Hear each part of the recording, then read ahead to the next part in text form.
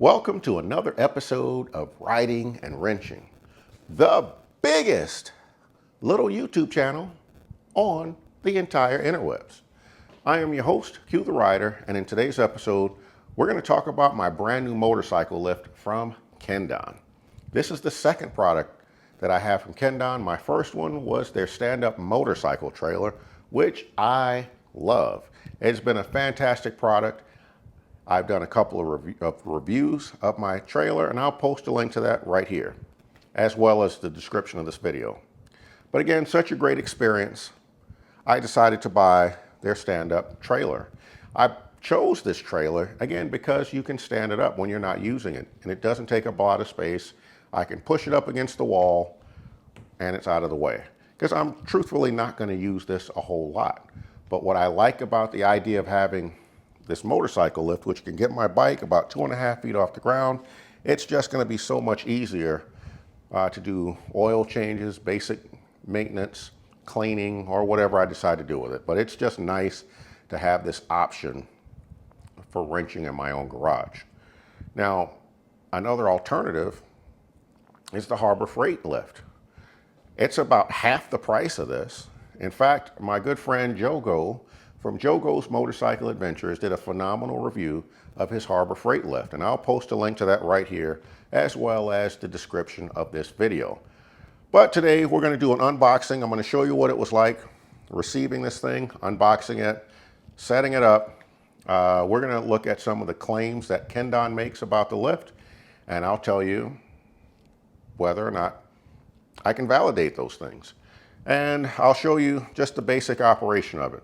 Now, in future videos, I'm going to do an oil change. I'm going to do tire changes and other basic maintenance and show you how you use this, this motorcycle lift in the real world experience. All right, so let's go ahead and get into it. Let's talk about some of the claims that Kendon makes. Now, if you go to YouTube and you do a search for the Kendon motorcycle lift, you'll find at least 2 videos done by Kendon, one featuring a man, one featuring a woman. In neither one of those videos do they show you loading or unloading the bike. So that's why I really wanted to see that, because it can be a bear the first time you do it. They also don't show you lifting a heavyweight Harley. The bikes that they use in those 2 YouTube videos are lightweight bikes. This thing weighs almost 900 pounds. So how easy is it to get this bike onto the lift? So I'm going to show you that as well. Now, they state that this lift is capable of lifting 1,000 pounds. Now, Kendon has 3 different lifts. One for, heavyweight bikes like this. This is their 1,000-pound version. They have one for, I guess, lighter bikes and one for dirt bikes. They have 3 different ones. And I guess the difference between them is their weight capacity. So this is the heavy-duty version. All right, let's go ahead and take a close-up look at the motorcycle lift. So I'll show you the tie-down points. So this is a tie-down point for the front. I just wrapped it around the fender here, or the fork. Then you have a tie-down point here. There's one here in the rear. And I used my passenger foot peg. And you have the same tie-down points on the right side of the bike as well, here and here. So again, as I showed you, the bike is pretty secure on the lift. It does, you can rock it a little bit, and it's pretty stable. And I'm not really worried about the bike being suspended. It's possible to remove the front tire. So again, you would have to have a lift here to support the weight of the bike. And there's a pin here that you can remove, and that would allow you to pull this section out and give you the opportunity to remove the front tire. And then the rear, there's a cotter pin here and on the other side. And again, once the weight of the bike is supported, you can drop this section off, and that would allow you to move the rear tire. There's a removable ramp here. Now, in terms of the controls, this is the pneumatic control. I'm operating it with my small air compressor, and that's absolutely fine. And you just push the button here and the lift raises up pretty quickly, and I'll show you that in just a moment. Now on this side, you have, this is the manual pump, and here, this is the release. And down here we have your bottle jack, And what else can I show you? Oh, I'm going to show you the chock. Now this is very important. So again, this is the wheel chock, and it's pretty secure when you load the bike onto it. But there's 5 positions for the wheel chock. I found that this second position from the front is best because that enables this chock to be level with the ground, and that makes it a little bit easier to roll off the chock, because again, you're doing this by hand and it can be a little bit challenging. Initially, I tried this middle one and you had a little bit more angle, so you had to basically roll the bike over the hump, and it was difficult to get it off. Using this second pin from the front made it a little bit easier, so that was nice. But that's really about all there is to see. And as you can see, it's pretty stable up there, and I'm very happy with it. It's rock solid. Now again, it's about 2.5 feet off the ground, and so sitting in my little chair, that would enable me to easily do maintenance on the bike. So I'm just, again, super happy with it. Oh, I left off this part. This is the safety. So you have 1, 2, 3, 4, 5, 6 different positions, and there is a little warning label here that tells you that that's the max height. Now actually it will go higher than that, but I'm not going to risk it, because that's where they tell you it's the max height. Because you basically, what I do is I take all the pressure off the bottle jack by having it rest on the safety. Now again, this is a standard scissor jack, and so there's some places in here that you really shouldn't put your hands, which is anywhere in here, here, here, or there, because as the lift is coming down, yeah, that would hurt pretty bad. Now, when you're riding the bike on the lift, there are a couple of rails here on either side that help guide the tire. And I found that it's really not that difficult to get the bike moving in the right direction. I haven't I haven't had a scenario where it was scary, where I even bumped into these. I line the bike up square onto the lift, and it just goes straight on. Now, the other thing I'll tell you is, if you're not accustomed to operating your bike walking beside it, that I would practice that a little bit before you attempt to load the bike for the first time. And the other thing I did the very first time I used it, I have a friend here with me just in case anything went squirrely. All right, the next thing that I'm going to do is demonstrate lowering the bike on the lift. And so we have a couple of things that we have to do. The first thing that we have to do is we have to raise the lift a little bit so that we can remove the safety. So what I'm going to do is turn the knob clockwise to make sure that the valve is closed, and we're just going to do a couple of pumps, which is going to get the bike, or get the lift to go up a little bit.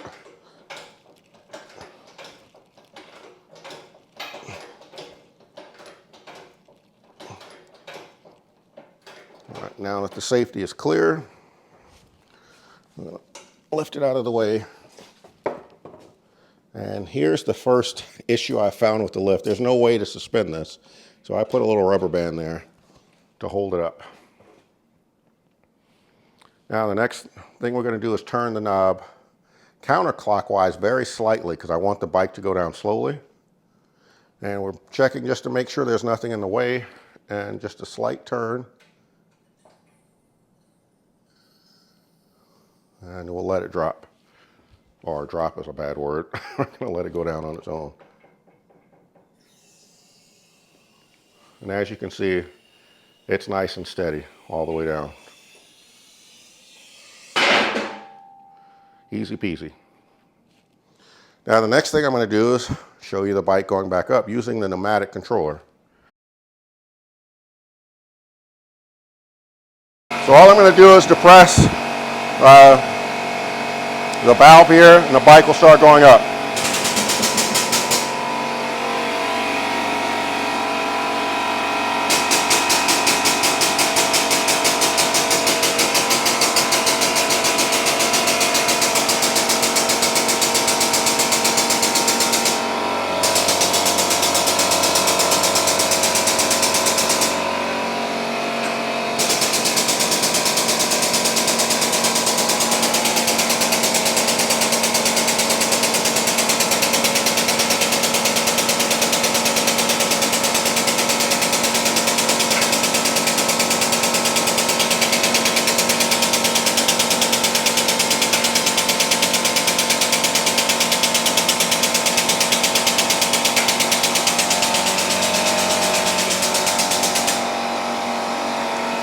Now my small air compressor is struggling to keep up, so I gotta let it build up pressure.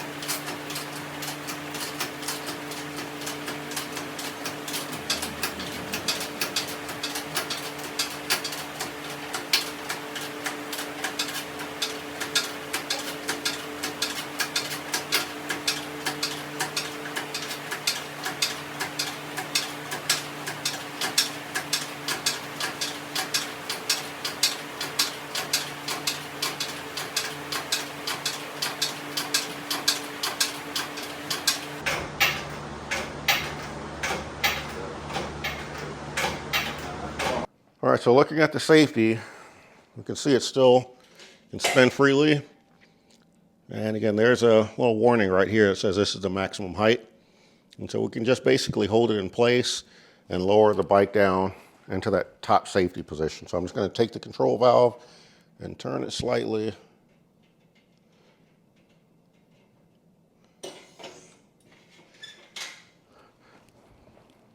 And that takes all the pressure off of the bottle jack and places it on the safety. So now we're at max height. So as you can see, it's pretty simple. Again, my small air compressor is having a hard time keeping up with the pneumatic control, but it still did fine. It's much easier to do that than to pump that hand pump 90 times. The next thing I'm going to demonstrate is backing the bike off with a lift, and this is the hard part. Now, what I'm going to do is use my right leg and push backwards into the my saddlebag guard while pulling backwards with the handlebars. Now, obviously, the first thing we have to do is take off all of these straps. That'd be a little bit hard. I'm trying to take it off with these straps on here, so we'll take these off. Gonna make sure the ramp is down. That's important. So again, now at this point, got to make sure the bike is in neutral. Now, one thing I'll show you, now that there's no straps holding the bike up, how sturdy the wheel chock is. So it's pretty good. So once you get the bike onto the wheel chock, it's pretty stable. So again, I'm going to use my right leg to push back into the saddlebag and just pull back and keeping one hand on the rear brake, or I'm sorry, keeping one hand on the front brake, one finger actually. And we're just going to push with my right leg and pull with my arms.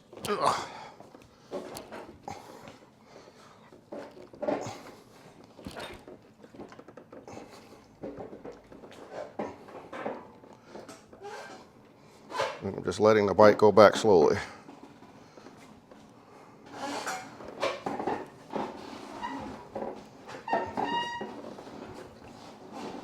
Now the rear tire's off. Now we're just got to get the front tire down.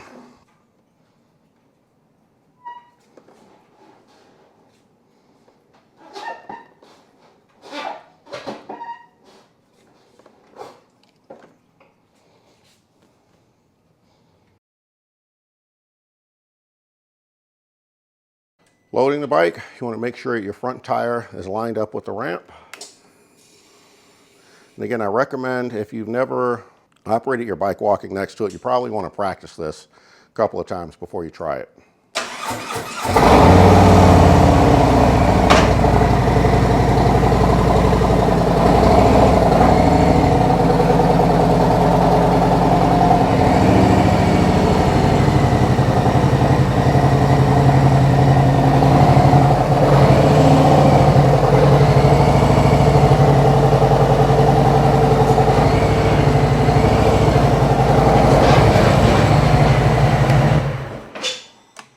so a couple of quick things that I want to share before we wrap this up. As you can see, loading and unloading the bike, it's not easy. It's doable, and the more you do it, the better at it that you get. It's important to make sure that you push the saddlebags with your right leg while you're pulling on the handlebars, and also using the front brake to catch your momentum. There was no instruction manual, so I had to go on Kendon's website to download an instruction manual. Now, they've had two versions of this stand-up lift. They have an older one and a newer one, but this one actually looks like the older one. The newer one on the manual doesn't have these rails here on the side, which is kind of weird, you know, because they make sense, because you'd rather have something here to advise you that you're about to run the wheel off, you know, off the side of the lift, which is going to cause you a really bad day. Again, I don't think I've hit it, but it's nice to have it there. I mean, it's definitely a safety feature, but you just have to be aware when you're looking at the owner's manual, your lift may not look like the image depicted in the owner's manual for the new lift. I don't know, I mean, go figure. Now, there are some quality issues, or not quality issues, that's the wrong word. I'm going to say, no, quality is the right word. There's a few quality issues that I observed when unboxing the lift. There were a few parts that I had to put together. It really wasn't a big deal for me. I kind of spotted it right off, but if you're not mechanically inclined, you might not catch it. So just make sure that you go over the lift thoroughly to make sure that everything is where it's supposed to be when you put it together. And I really think they should ship these with an owner's manual. I don't mind going online. I guess the advantage of that is that if they make any changes, what's online is always updated, but apparently not for them because they got the wrong picture on it. And also, I was a little disturbed by the fact that in their videos, they don't show anyone loading or unloading the bikes. You know, and as you can see, it's doable, but it's not simple. I mean, personally, I would rather be able to ride up onto the lift, but that would make it a bigger lift. It would be heavier. And with my space constraints here, I don't know if I could have a lift this size if you could ride on it. So walking the bike up the lift, it's not that big of a deal. And the more I do it, the more I'll get used to it. The downside is that I'm not going to use this thing a whole lot. I'll probably use it once a month, maybe. So, but I'll get used to it. It's a minor issue, I guess, but it's just something that you need to be aware of. And finally, I will tell you that Kendon does not sponsor my channel. They did not provide me with this lift. I paid for this with my own money. So if this video helped you in any way, please be sure to hit the like button, you know, subscribe to the channel if you like, and also leave me some comments. And if you'd like to make a contribution to the channel, I'll leave some instructions on how you do that in the comment section or in the description section of this video. But if you decide to buy one of these, I do have an affiliate link with Kendon, whether you buy a trailer or one of these stand-up lifts. I would appreciate you using my affiliate link or any of the other affiliate links that are in the description of this video. This is Coupe. I'm riding, I'm wrenching, and I am out.